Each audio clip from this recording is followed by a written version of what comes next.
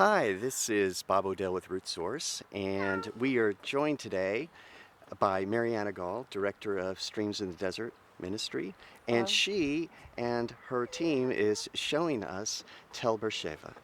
So take it away, Marianne. yes, this place is one of our favorite places in Streams in the Desert, and it has several reasons for that. It's a place of the promise. It's the source and home of the first Jewish family that settled on the land of Israel. It's the place where Abraham, Isaac, and Jacob, Isaiah, Jeremiah. We have many mentions of different people who were connected to Beersheba. The ancient city is right close to us here. We come here often to just connect to the roots and be refilled. I remember when I just moved here to the desert from the center of the country, I kept hearing that I need to connect with the heritage of Abraham. And when I heard heritage of Abraham, I immediately thought it was faith.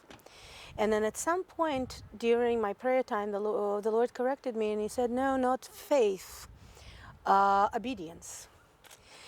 So since then, that's been my prayer that the Lord will connect me personally and the Jewish people back to the source root of the obedience of Abraham, who heard, immediately obeyed, and was not hesitant to make sacrifices to reach the goal that the Lord was setting for him.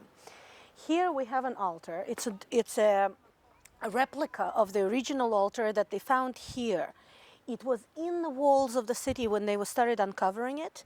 It goes back to the history of Israel when King Hezekiah, right, was tearing down wrong altars. Oh, like the high places? Yes, when he was tearing them down, and they plastered these rocks into the walls of the city, and they found it. The original altar is in Jerusalem. And every time when I'm here, I'm asking the people that I'm bringing here, how do we know that this is a wrong altar? I don't know. You could see very clearly that those stones have been cut. So it was the altar to the Oh, of right course. God, but it was the wrong altar. And we're coming back to the issue of obedience. In our obedience, we have to be detail oriented because it is still worshiping the right God, but in the wrong way, and it was an unworthy worship that the king cleaned out of the land of Israel, tried to reestablish the proper worship of one true God in the land, and this is the memorial of that. We can go up now to up the hill to see the actual remains of the city of Beersheba. Before we go, I wanted to mention one thing. It's not. There are many ancient cities in the land of Israel. This one is a little bit different because this was the city of shepherds. So very few people actually lived there. It was a city that provided storage, food. There was a little courthouse in it.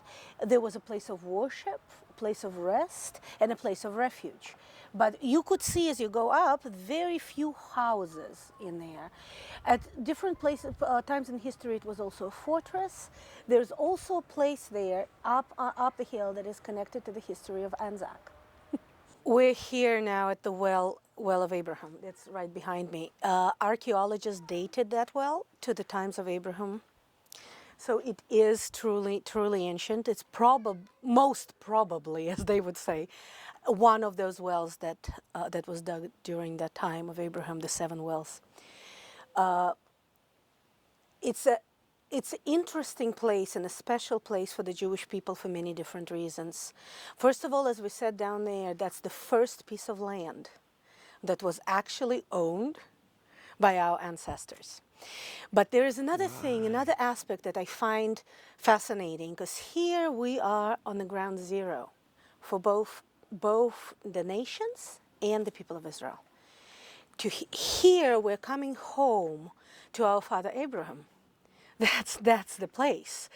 And I love bringing groups from the nations to pray together at this place, because that is still before we went our different ways.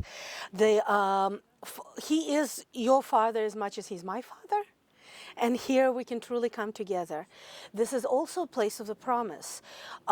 Most of the biblical promises that we cherish and hold dear today were given around here. We know that God is faithful. At the moment, this well has a little bit of water. It's not a pure water. It's not a clean water. I believe that both in physical and in spiritual sense, this water is going to be healed, and the water is going to be rising up. Wow. As in the book of Numbers, we hear the prayer, rise up, O well. Fill up a Oh, well. yes. So I'm praying this prayer also for this well, for this water to rise up, the water that the well that the elders of Israel dug with their authority, with their staffs, for this water to rise up. Practically, it's actually, if you will see how deep the well is, it's absolutely fascinating. How did they manage? No equipment, nothing. I know that they were lowering people in and then lifting them up with the dirt that they were digging, but it must have been amazing amount of work, because this well is very, very, very deep. And of course there are levels of ground that sort of rose up since then, but even in that time. So if I pan just a little bit to the left, I mean, we're high up above the farmland. Well, maybe not extremely high up, but there's a wadi down below, and we're definitely higher. So, do we think that this was ground level back in those days? No. Or? When we will in the end of our tour here, a little tour in town, we'll go down into the water cisterns. Oh, okay. And now the water cisterns that were dug in a much later period, and they go actually to that place where the Nice. ground was, the Oh, okay. foundation, that very land that Abraham bought. So this well dates to the time of Abraham, and so it'd be very reasonable to say this was one of the wells for sure. Yes. But perhaps the rocks that we're seeing right now could be later. These rocks are later. Yeah. So Mariana, if I look over the edge, will you drop a rock down in? And okay, let's see. Oh. Oh my.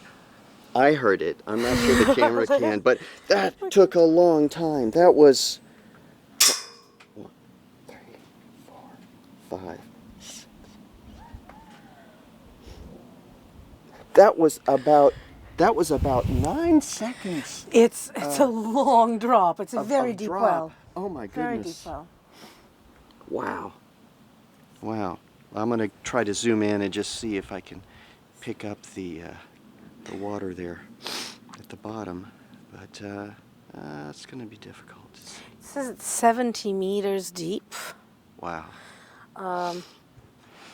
So if we over usually in the 200. modern building, each story is about 2.5 meters, Wow. 3 meters. So Right. we're talking about 20 plus story building Wow. in there. Wow. Like here you see the line, this is the lines of the wall that was found when they started excavating in the early 70s. Yes. This is the line that they found. Oh, the reconstruction line. And there, then yes. above is what they've reconstructed. And we can go inside the city walls and see around a little bit. Okay, sure. Okay.